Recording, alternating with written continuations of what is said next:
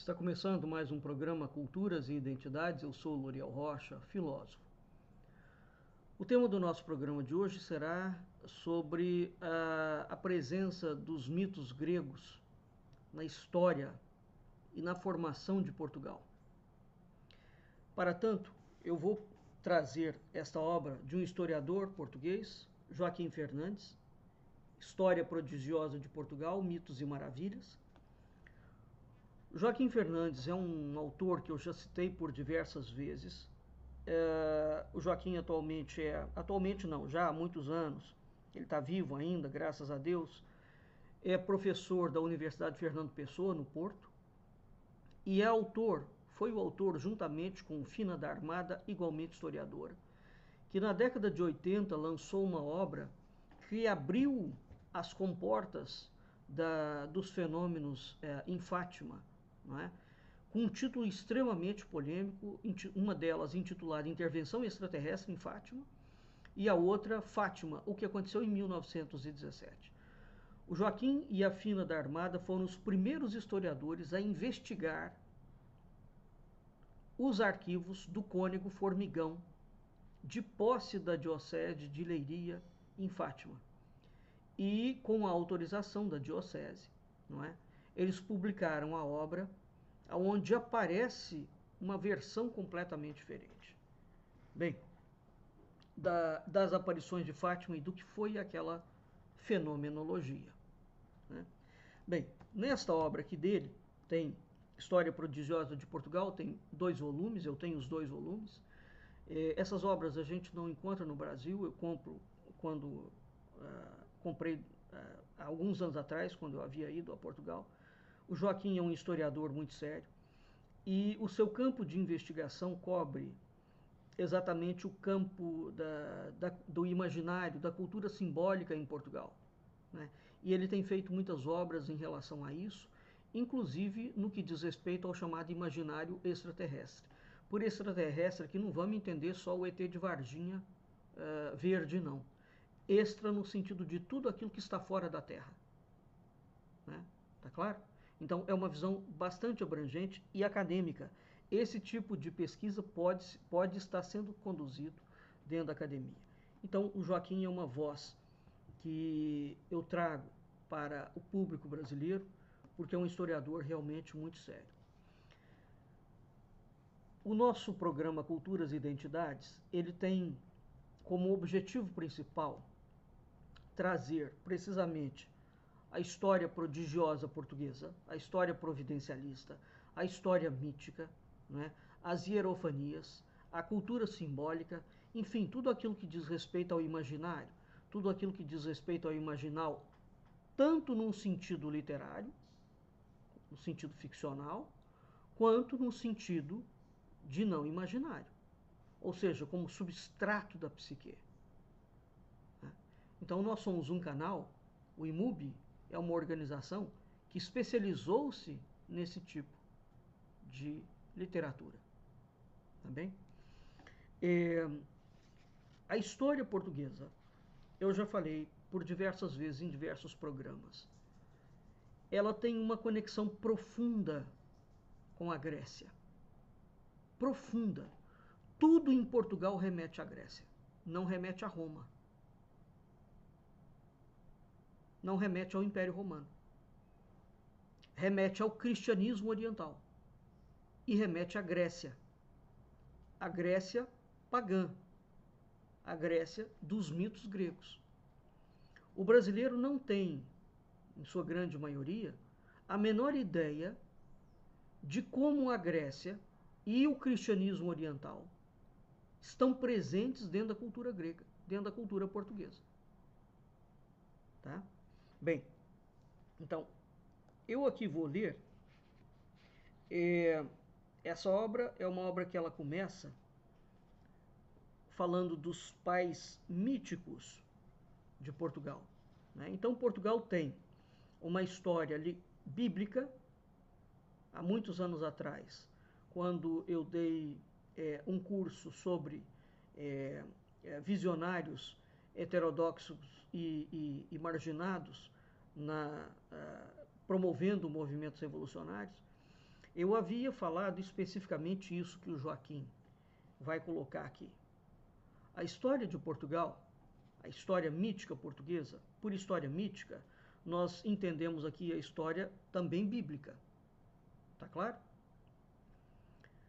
Quando Adão e Eva são expulsos do paraíso, eles têm 2 filhos, Caim e Abel. E tem um terceiro, que é Sete. Caim mata Abel e ficam Caim e Sete. Muito bem. Da linhagem de Sete, vão surgir alguns personagens. Né? Dentre esses personagens está uma personagem bíblica que será tido como um dos pais fundadores de Portugal. Isso é muito importante e eu expliquei a complexidade desse pensamento nesse curso, exatamente porque Portugal terá, veja o que eu estou falando. E o que eu estou falando é muito profundo e, por favor, não estou explicando a profundidade agora, eu só estou citando novamente. É como se nós tivéssemos 2 ramos bíblicos. Um ramo mosaico, que vai em direção ao Oriente, via Moisés, e o outro ramo de Tubal-Caim, que vai em direção à Península Ibérica. Esse ramo, isso faz com que nós tenhamos uma árvore que se divide em 2 troncos, em 2 ramos. Isso faz com que a gente tenha 2 tipos de povos que vão afirmar-se herdeiros ou descendentes dos acontecimentos bíblicos. Portugal é um desses povos. Você sabia disso? A Espanha também. Então isso é algo muito interessante e que não pode ser tido como uma matéria despicienda, porque não é. Né? Então Portugal pega, na sua conjuntura histórica, um passado grego, um passado de um cristianismo bizantino, um cristianismo oriental, e um passado bíblico, e um passado atlântico, da Atlântida. O Joaquim, né, nessa obra, ele começa falando sobre esses pais místicos, né, no imaginário prodigioso português. Ora, que os pais míticos são esses? São Tubal, Hércules, o Luso e Ulisses, da Odisseia. Dizem que a cidade de Lisboa deriva o seu nome, uma das interpretações, de Ulisses, ou Lisbona. Né? O fato é, esses pais míticos, fundadores da nacionalidade portuguesa, né, ou daquilo que viria a ser Portugal futuramente, são largamente descritos. Descritos por quem? Por cronistas monacais. Tá claro? Então, o Fernandes começa falando: a monarquia lusitana, um autêntico manual de super-heróis, tornou-se um compêndio de exaltação nacionalista sob o impulso inicial de Frei Bernardo de Brito. A referida obra, continuada por outros cronistas da Ordem de Cister. Ordem de Cister é a ordem fundada pelo monge Bernardo de Claraval, cuja história, o monge Bernardo de Claraval, está diretamente envolvido na criação dos Templários. Não? Mergulha na narrativa bíblica e recupera as aventuras do patriarca Noé, visitante ilustre dos arcanos deste pequeno retângulo, antes que nele houvesse nome Portugal. Tá? Então, ele descreve de como as gentes se dividiram por várias partes do mundo e como Tubal, neto de Noé, veio povoar nosso reino de Lusitânia e fundou nele a povoação de Setúbal. Setúbal tá, você cruza a ponte 25 de abril, você está em Setúbal, você sai de Lisboa, você caiu em Setúbal. Que obra é essa que o Joaquim Fernandes está falando? É essa aqui, ó. A Monarquia Lusitana. Esse aqui é o Frei Manuel dos Santos. Essa são 8 volumes, grossíssimos. Né? Eu os tenho todos. Né? Comprei isso em Portugal. A gente não acha isso no Brasil mesmo. Bem, esses cronistas portugueses, eles estão escrevendo para a Ordem Cister e para a coroa portuguesa. Isso é um registro eclesiástico. Tá claro? Então, Bernardo de Brito, né, nascido em 1596, ele foi professor na abadia de Alcobaça, né, vindo a tornar-se o patrono da corrente historiográfica dita alcobacense, registro de feitos notórios, exemplares e maravilhosos das gentes portuguesas. Então, o teólogo de Alcobaça, Frei Bernardo de Brito, revela-nos que dentre os descendentes de Noé está o destemido Tubal, filho de Jafé. Escolheu por habitação muito acomodada a seu gosto a parte mais ocidental da Europa, para onde partiram com um grande número de gente, para que, navegando em pequenas fustas, muitos dias até chegarem a Gibraltar, onde, elevados pelas correntes e ímpeto das ondas, se acolheram à terra. Então, é claro, Tubal veio, ficou. Aqui, evidentemente, nós estamos falando da antiga Lusitânia, que é também a terra da Ofiúça, a terra dos povos da serpente. Vamos lembrar que Moisés tem uma figura muito emblemática, não é? Quando ele desce do monte, a chamada serpente de bronze de Moisés. Figura essa, serpente, Ofiúça, figura essa que aparece em alguns reis de Portugal. Figura essa que aparece exatamente como a serpente de bronze de Moisés, na casa de Bragança, em Vila Viçosa, da Igreja do Paço de Vila Viçosa. Então, todos esses detalhes históricos são detalhes importantíssimos. Um historiador que terá uma recolha muito interessante a respeito dessa história pré-bíblica e também pagã é o Juan Atienza, o espanhol Juan Atienza. Eu tenho grande parte dos livros do Atienza. Bom, então, Tubal, filho de Jefé, escolheu Portugal. Eles depois chegaram numa grande ponte de terra chamado dos antigos promontórios sagrado e dos modernos, e atualmente ao moderno Cabo de São Vicente, em Portugal. Tal expedição encontrou-se de seguida numa baía que acharam formosa e por onde se lança no Oceano Ocidental um rio maior em proveitos de pescarias e navegações que em quantidade de água.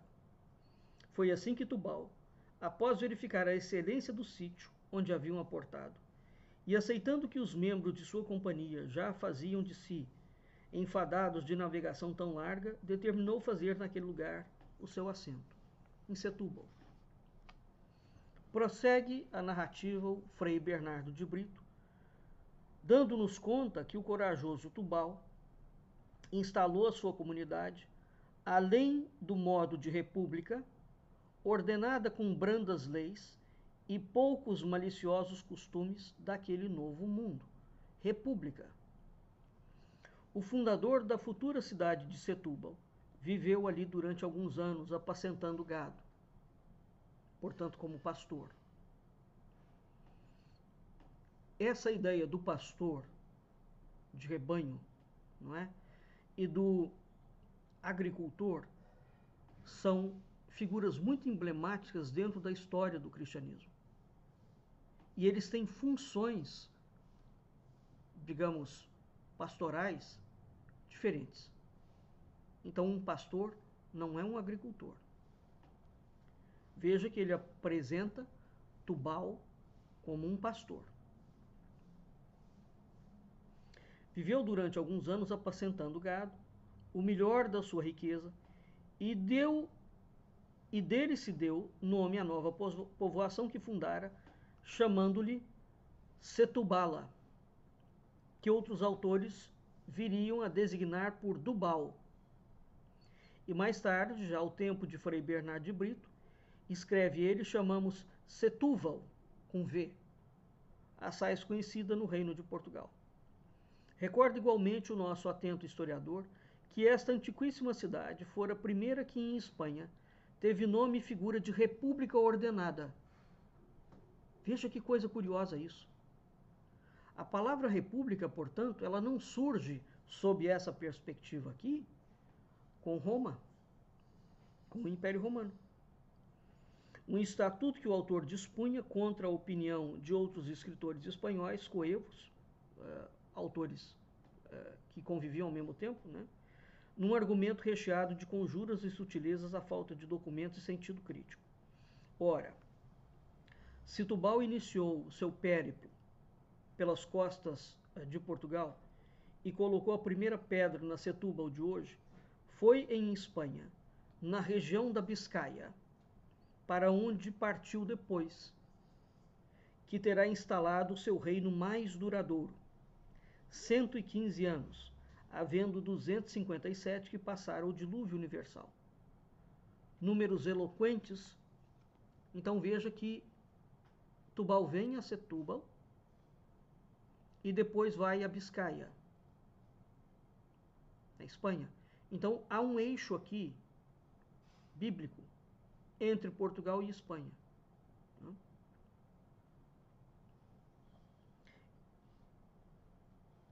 Garante Bernardo de Brito que Tubal morreu em 2009 a.C., vindo a ser sepultado na última parte da terra, no promontório sacro, com grande dor de todos os moradores da Tubália. Tal foi o amor que lhe devotaram, que nunca se perdeu a memória da sua sepultura, venerada e visitada como coisa santa. Diz-nos o cronista que, mais tarde, os costumes foram sendo desleixados e acometidos pela idolatria e as superstições gentílicas, ficando, apesar de tudo, a memória do local e da sua sacralidade. Acrescenta o Frei Bernardo de Brito. Por o tempo a ter esquecido, tinham tanta veneração àquela parte da terra, que à noite ninguém se atrevia a passar junto dela, dizendo que andavam os deuses naquele local, fazendo grandes festas. Daqui veio a chamar-se esta terra, promontório sagrado. Isso hoje, ainda no Portugal de hoje, o promontório sacro tem uma aura mítica, né? E exala um poder geomântico daquela localidade que é uma coisa impressionante, né? Com os romanos, o local viria a ser consagrado a Saturno, um lugar dos deuses, espaço concedido aos mortais apenas durante o dia, reservado à noite enquanto propriedade divina. Então veja que aqui o Frei Bernardo de Brito fala de uma forma velada, né? Ele aponta um aspecto geomântico, uma técnica de construção de cidades ou de eleição de locais, tá? Vê que ele desce, Frei Bernardo fala disso claramente, ele desce, verifica o local, se o local tem bons ventos, né? Se o local tem um bom aspecto, se ele tem um bom ambiente.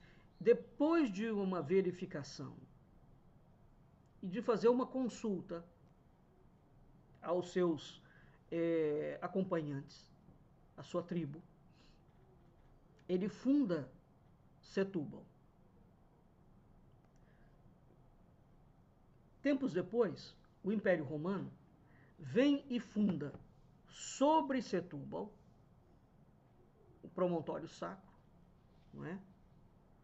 Uma outra coisa. Então, aquele local, os romanos identificam, olha a geomancia local, a energia que emana do local, e colocam aquele local dedicado, elegem um templo de Saturno. Mas também não podia ser visitado à noite. A pergunta é por quê? Então é uma tática de guerra e de ocupação de espaço e de território. E a gente só entende, e eu já falei isso em outras aulas, a gente só entende isso quando você estuda geomancia. É uma tática de guerra você identificar na cultura local quais eram os espaços sagrados, geograficamente determinados daquela localidade. Em cima daquele espaço sagrado, construir algo. Porque aí a energia telúrica e a energia celeste, né, é capturada e ela ressoa por todo o edifício. Por exemplo, o Vaticano chama Vaticano porque ele foi construído exatamente assim. Vat era um profeta. Então, aquela localidade específica tem uma razão de ser. Né? A própria fundação da cidade de Roma sobre 7 colinas, são as chamadas cidades sagradas. Lisboa foi construída igualmente sobre 7 colinas, as 7 grandes colinas de Lisboa. Então, isso que o Frei Bernardo de Brito está colocando aqui, nós vamos ver ao longo de toda a Bíblia também esse tipo de procedimento. É um procedimento ritualístico, é um procedimento litúrgico e é um procedimento geomântico. Você utiliza para construir templos, você utiliza para construir palácios, você utiliza para construir cidades, né? Você utiliza para construir mosteiros. É uma técnica muito precisa de ocupação do espaço, num sentido de ordenar as energias do espaço. Todas as catedrais, todas góticas da Europa, e todas as igrejas da Igreja Católica, a Igreja Messiânica segue a mesma lógica, né? Os judeus seguem a mesma lógica, os indianos seguem a mesma lógica, os muçulmanos seguem a mesma lógica. Os chineses, os indianos, eles têm um assentamento de espaço. Né? A gente não aprende isso na universidade, sobretudo no Brasil. Bem, então o que o Frei Bernardo de Brito está colocando? O Joaquim aqui fala que, fantasias e exageros à parte, né, a monarquia cumpria o seu desígnio, que é o de certificar pela imaginação e a fábula o destino e os laços de Portugal com a Bíblia, com outros personagens, com outras culturas. Eu discordo dessa visão do Joaquim. Tá claro? Porque, sobretudo em se tratando de uma literatura monacal, a posição do Frei Bernardo de Brito, inclusivamente, é uma posição que é antípoda à própria história bíblica. Ela não está presente ali dentro. Então, o que a monarquia lusitana está trazendo é uma outra leitura bíblica e falando claramente que o cristianismo tem 2 ramificações. Preste atenção a isso. Uma ramificação é mosaica. Você veja que quando você vai ler o Antigo Testamento, a linha de Moisés ela vai desembocar em Davi, Salomão, por aí afora. A linha de Tubal não é judaica. Ou não é deste judaísmo. É o povo bíblico mas que não tem relação com Israel. Correto? É muito sério. E o Joaquim não entra, não põe a mão nessa cumbuca, porque essa cumbuca é um vespeiro. Eu, como não tenho nenhuma cadeira para defender dentro da universidade, eu posso colocar a mão na cumbuca.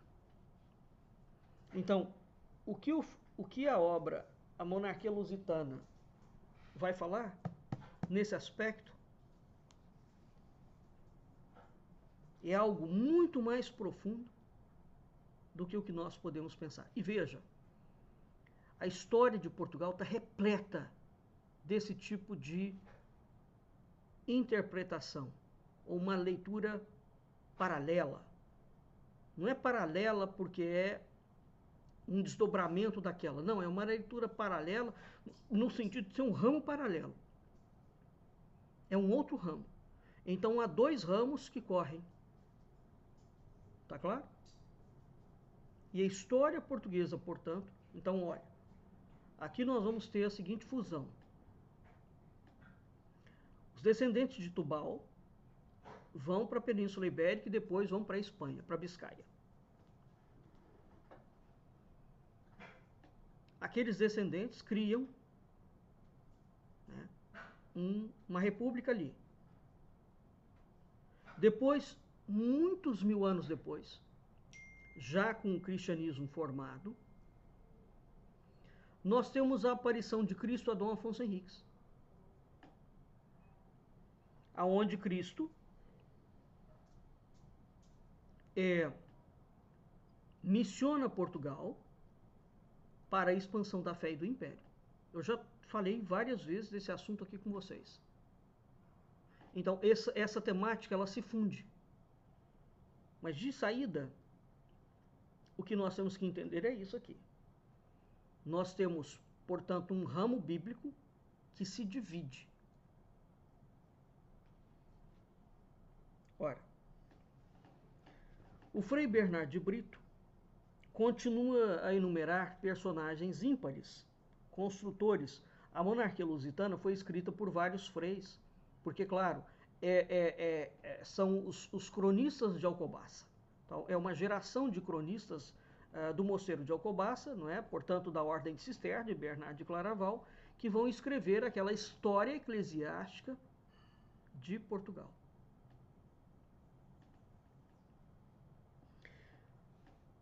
A Monarquia Lusitana é uma obra importantíssima. Importantíssima. Continua o Frei Bernardo a enumerar personagens ímpares, né? Aonde nesses personagens passam, ele seleciona alguns em específico, e aí seria preciso a gente estudar com profundidade a obra do Frei Bernard de Brito para ver por que ele vai selecionar. Depois ele passa para Hércules, né? Na denominação grega. Então, ele fala que Hércules descreve a estadia de Hércules entre os lusitanos, e Hércules chegou ali. Hércules faz um périplo, né? Nesse périplo, ele vai até a Lusitânia. E ali, ele se congraça com os povos locais. Quem é Hércules? Hércules é o filho divino, é o semideus, é filho de Zeus e de Alquimena, né? E o Frei Bernardo fala que ele entra por terra adentro até o grande promontório que havia sido fundado por Tubal. Os romanos não chegaram ainda para colocar para Saturno. Hércules vem antes, não? Então Hércules funda no promontório um famoso templo que instituiu ritos e sacrifícios idênticos aos dos egípcios. Um desses rituais tinha a ver com uma interdição da entrada no templo depois do anoitecer. Então veja que a história se repete. Hércules vem, funda no promontório sagrado um templo absolutamente semelhante aos ritos egípcios. Tempos depois vêm os romanos, fundam em cima de Tubal e fundam em cima do templo de Hércules, fundam um templo dedicado a Saturno. Percebe o mesmo local? Você está tomando posse da terra e refundando. Quando os portugueses chegam e trazem os marcos e fazem a primeira missa e saem marcando o Brasil com os padrões, essa tomada de posse é uma tomada de posse geomântica.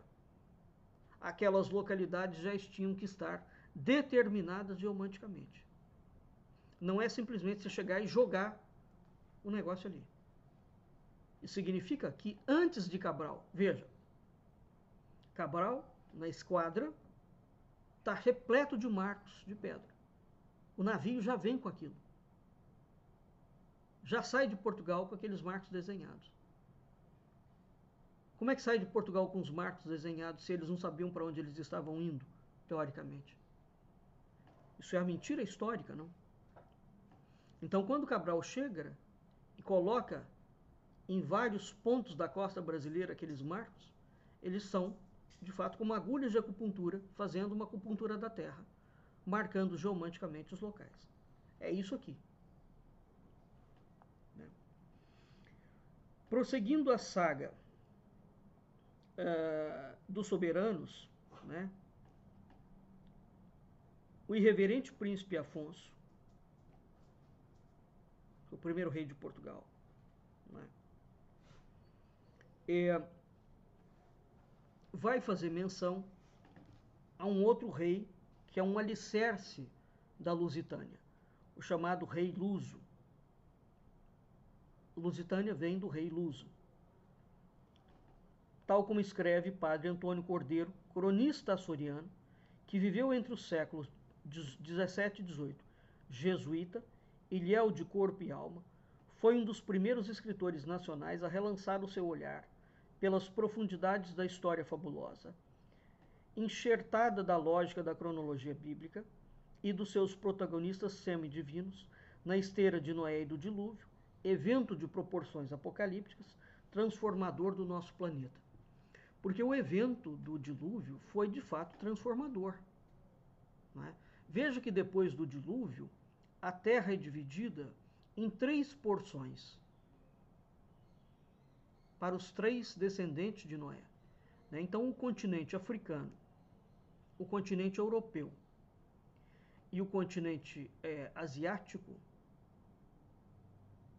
formam um ternário, né, que vai ser dividido entre os descendentes de Noé. E sobra a 4ª parte, a chamada Terra Incógnita. Milênios depois, identificada com um novo mundo, com o Brasil, as Américas como um todo, né? Que é aquela terra prometida, associada, entre outras coisas, ao paraíso perdido. Tá claro?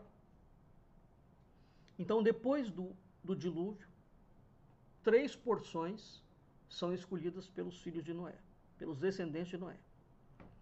O Templo de Hércules e o Cabo de São Vicente voltariam a estar em destaque alguns séculos depois, a pretexto deste indômito soberano.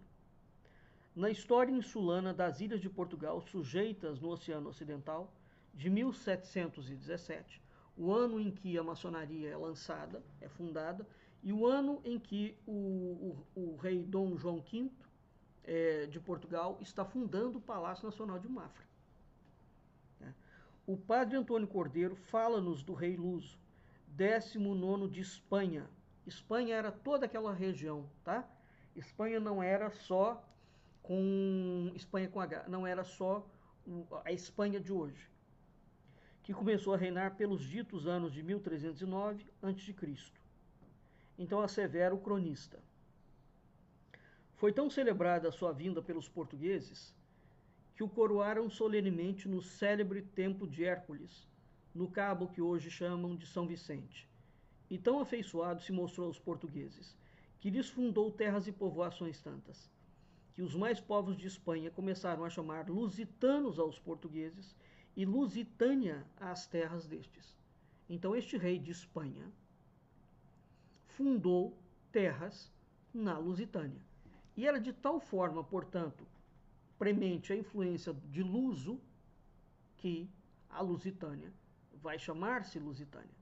E o dragão da heráldica portuguesa, da heráldica da família real portuguesa, é o dragão da Lusitânia. Tá claro? A saga prosseguiria com Sículo, filho de Luso, que sucedeu a este no ano de 1476, antes da vinda de Cristo, 830 anos depois do dilúvio e 2486 anos da criação do mundo. Sículo quis imitar o seu avô, Ciceleu, e investiu com uma grande armada e exército em terras de Itália, fazendo com que os seus naturais restituíssem a Roma o que haviam roubado a espanhóis e portugueses. Não satisfeito, acrescenta o padre Cordeiro, o rei Sículo acabou por destruir os gigantes que infestavam a Sicília, ao tempo em que no Lácio, ou seja, o Lácio é Roma, não? Se tinha escondido o deus Saturno, fugindo de seu filho Júpiter. Olha aqui.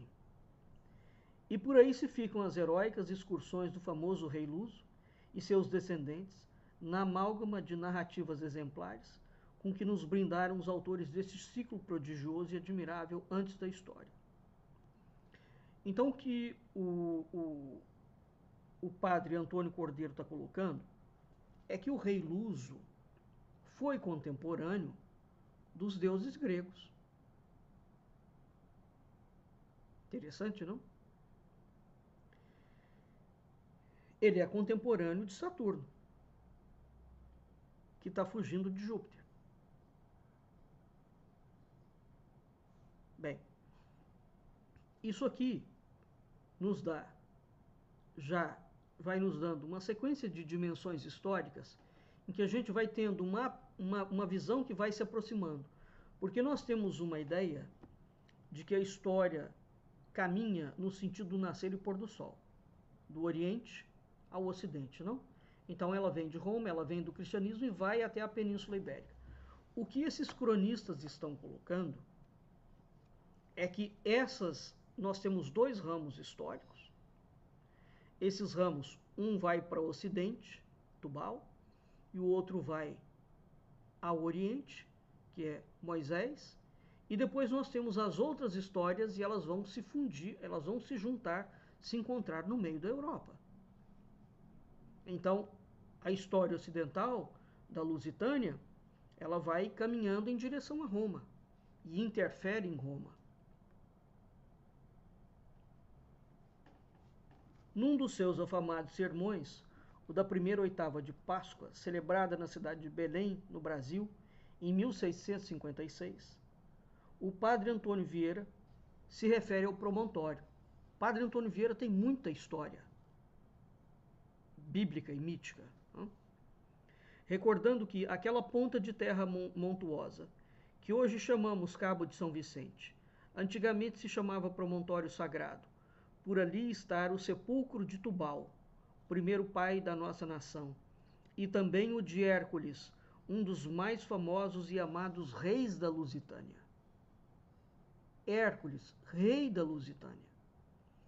Então, no périplo de Hércules, onde que a gente encontra, veja, na mitologia grega, esta ideia de que Hércules foi rei da Lusitânia.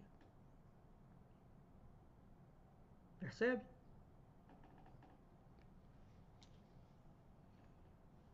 E faz coincidir o mundo grego com o mundo bíblico, pelo menos numa superposição. E, evidentemente, tempos depois, com o cristianismo. Então vamos entender que a linha de Tubal, ela não vai criar o cristianismo. Há uma outra linha que vai estar ligada ao judaísmo, ao islão e ao cristianismo. E isso tudo conflui e converge na época dos descobrimentos. Né? Então nós temos a fusão do Egito, nós temos a fusão da Grécia, nós temos a fusão de Roma, nós temos a fusão dos cristãos, nós temos a fusão do povo de Tubal e da Lusitânia e dos gregos.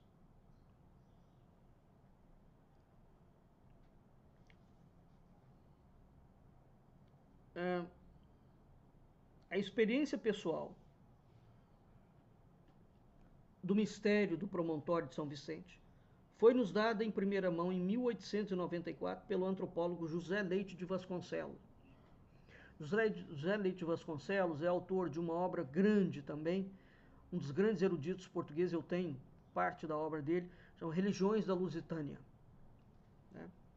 No segundo volume da obra Religiões da Lusitânia, o incansável sábio juntou novos elementos por si angariados na busca incessante que sempre caracterizou o seu trabalho. Então, José Leite de Vasconcelos fala desses rituais e tradições relativos ao promontório sacro. Vocês podem pensar que isso tudo não passa de história ou de efabulação. Eles estão muito enganados. Troia foi redescoberta a partir de um relato lendário como esse, tido como lendário. Vamos entender que os cronistas monacais, eles não podiam inventar história. Correto? Não é uma obra de ficção. Não existia obra de ficção. Sobretudo para um cronista da igreja e régio. Eles escreviam para o rei e eles escreviam para a igreja.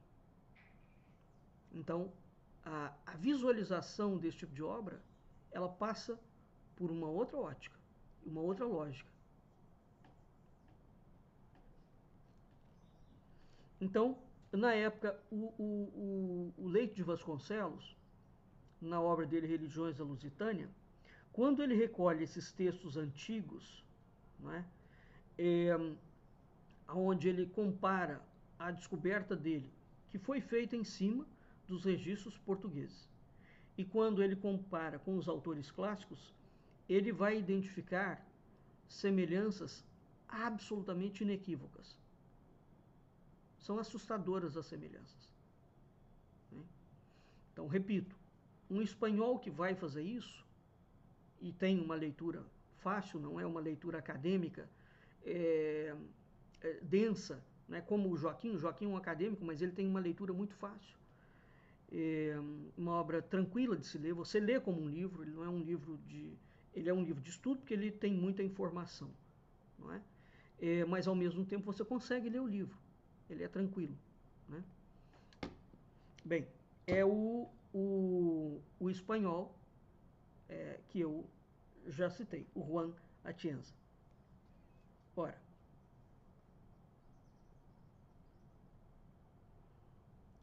então, o Cabo de São Vicente e o Cabo de Sagres, a escola de Sagres nunca existiu, fisicamente falando, tá? Ela tem uma mítica em torno dela, mas fisicamente ela nunca existiu. Essas histórias ali estão próximas, tá bem? Então, detém-se ali perto do farol e das ruínas do convento de São Vicente, onde se depara pedras. Tem curiosas fábulas a respeito disso. Quando se leva do moledo uma pedra e se deixa num sítio, aí a pedra anoitece, mas não amanhece. Isso é, vai-se de manhã ao sítio em que à noite deixou a pedra e essa já não está lá e reaparece no moledro. É Dom Sebastião quem de noite retira a pedra para o moledro. Perceba que a história que vinha de Tubal, depois do rei Luso, depois de Hércules, né, dá um salto de vários milênios e depois identifica o desejado ou o encoberto com a história de Dom Sebastião. Também?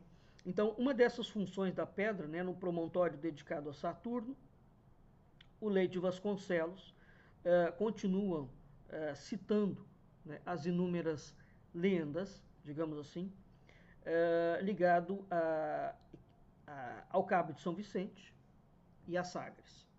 Né?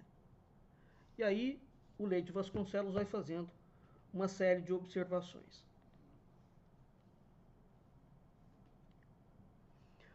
O que fica claro no Leite de Vasconcelos, nas Religiões da Lusitânia, é que o promontório de São Vicente, A localidade, ela tinha um tipo de dupla função, né? Ela era um campo de devoção popular, romarias, festas, etc. E também eram feitas cerimônias ritualísticas. Então você tem um aspecto exotérico, público, exotérico no sentido de público, né? E esotérico no sentido de privado. Vamos lembrar que desde Tubal não se podia ficar ali à noite. Às margens do Tejo chegou um dia Ulisses, herói homérico. Talvez Ulisses será um dos mais célebres heróis, não é? O Ulisses está ligado a uma ideia a uma Odisseia, a uma idade de ouro grega, troiana, não? Sem pecado, sem falência, sem debilidade.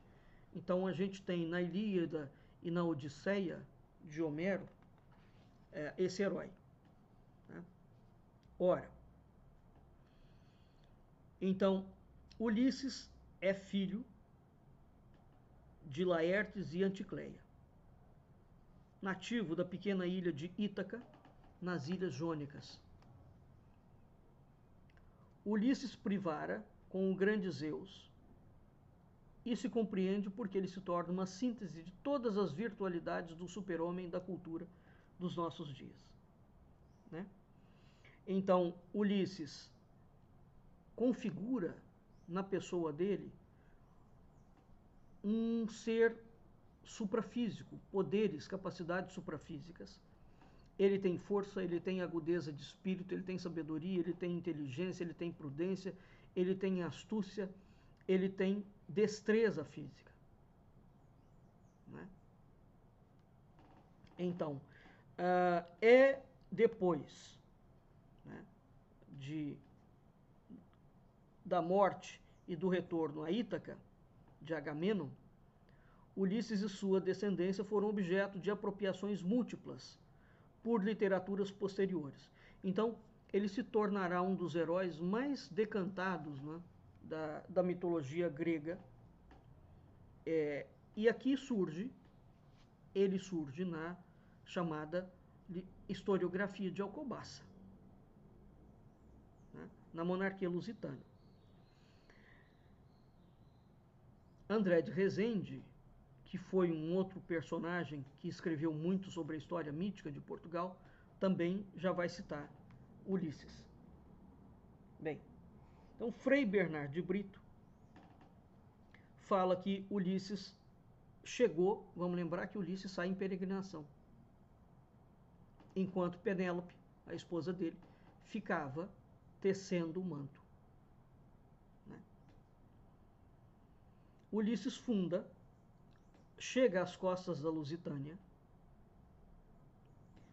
e à foz do Tejo, e ali funda a povoação de Uliseu, como lhe chama Plínio, Olisipo.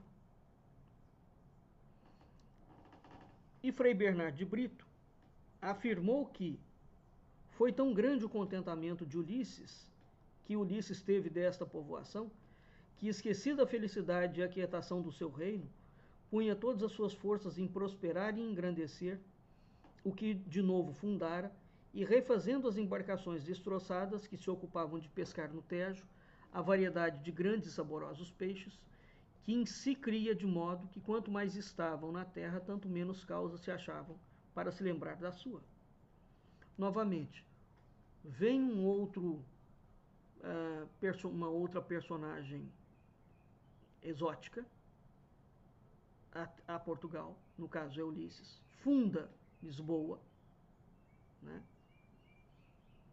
E os naturais da terra, os lusitanos, têm por Ulisses, desenvolvem uma afeição muito grande, a ponto do rei nativo Gorgóris oferecer a filha dele para casamento com Ulisses.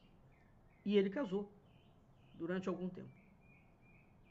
Agora, isso gerou um mal-estar com os locais, já que os gregos começaram a percorrer as costas como corsários e menos como pescadores, né?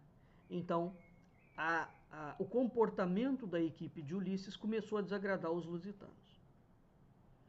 Vendo Ulisses alterar-se cada hora a mais gente lusitana, por não dar ocasião a mais danos, e querendo também tornar-se ao seu reino, ele queria voltar para a Grécia, embarcando em naus em que os seus corriam as cotas, se partiu para a Grécia com vários trabalhos, chegou a Ítaca.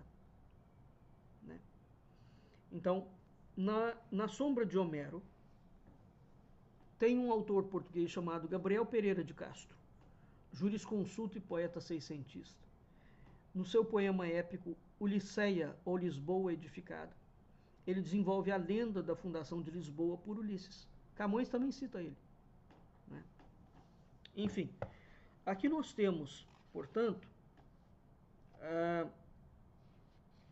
alguns indivíduos muito importantes. Né?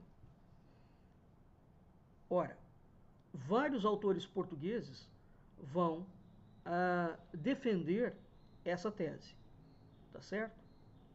De Ulisses como fundador de Lisboa. Existe também a ideia de que Ulisses apaixona-se por Calipso à beira do Tejo. Isso está em Camões. Todavia, Ulisses volta a Ítaca em razão dos apelos de Penélope, que tecia, não é? O seu manto, de dia e de noite, ela desfazia o que ela havia tecido.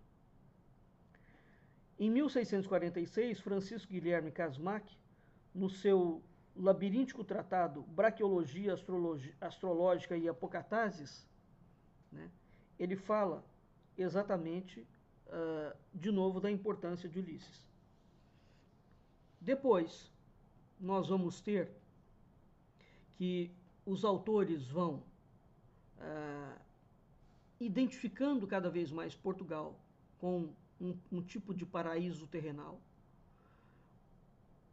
uma espécie de campos elíseos em Portugal. Né? Então, Portugal foi paraíso e tem o Adão português. Olha, as duas linhas. Tá claro? Então, na Prosápia de Noé, continuada em Portugal através de Setúbal, né, patriarca e descendente de Adão, primeiro pai da nobreza e único titular do paraíso da terra. A nobreza portuguesa, portanto, vai dizer, uma coisa é a história da nobreza advinda com a linha de Dom Afonso Henriques e do Conde Henrique de Borgonha. Outra coisa é a nobreza titulada portuguesa, que vai estar originada e assentada na descendência de Tubal, tendo Tubal como ascendente, tendo Maria como no outro ramo. São esses meandros da história de Portugal. Veja, Portugal tratado como paraíso, Portugal tratado como um remanescente da Atlântida, e Portugal tratado, e Adão, e o chamado Adão português. Né? Então, nós teríamos depois indivíduos, né? O João de Barros, por exemplo, na crônica do Imperador Clarimundo. Né? Nós teríamos na crônica de Dom Afonso Henriques de Dom Duarte, onde você mostra a dinastia de Avis como um filão genético predestinado. Tá claro? Então, no caso de Dom Afonso Henriques ou de Dom Sebastião, nós vamos ter depois uma fusão no campo literário e uma legitimação no campo literário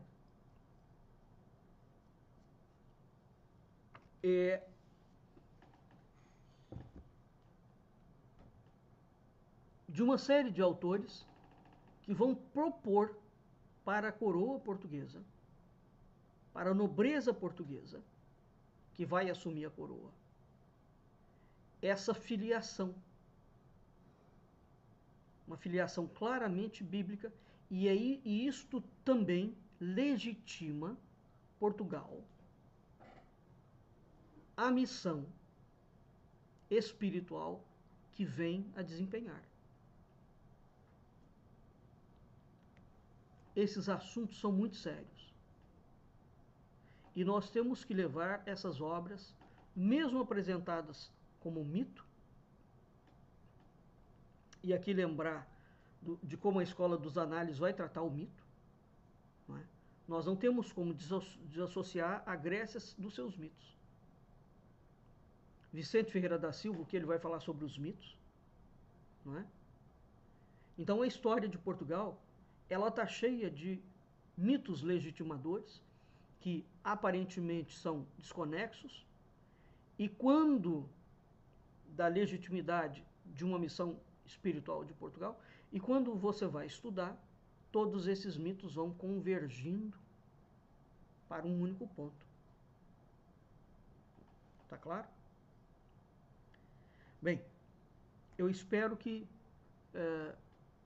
eu tenha conseguido despertar em vocês uma curiosidade saudável com essa leitura da obra de Joaquim Fernandes, para o estudo da história de Portugal e para o entendimento da história profunda de Portugal e como isso impacta na visão de mundo e na visão do mundo, de um mundo novo, de um mundo de paz, de um mundo espiritual. E o Brasil está na esteira de toda esta lógica, os descobrimentos. Tá bem? Vamos ficando por aqui e até o nosso próximo encontro.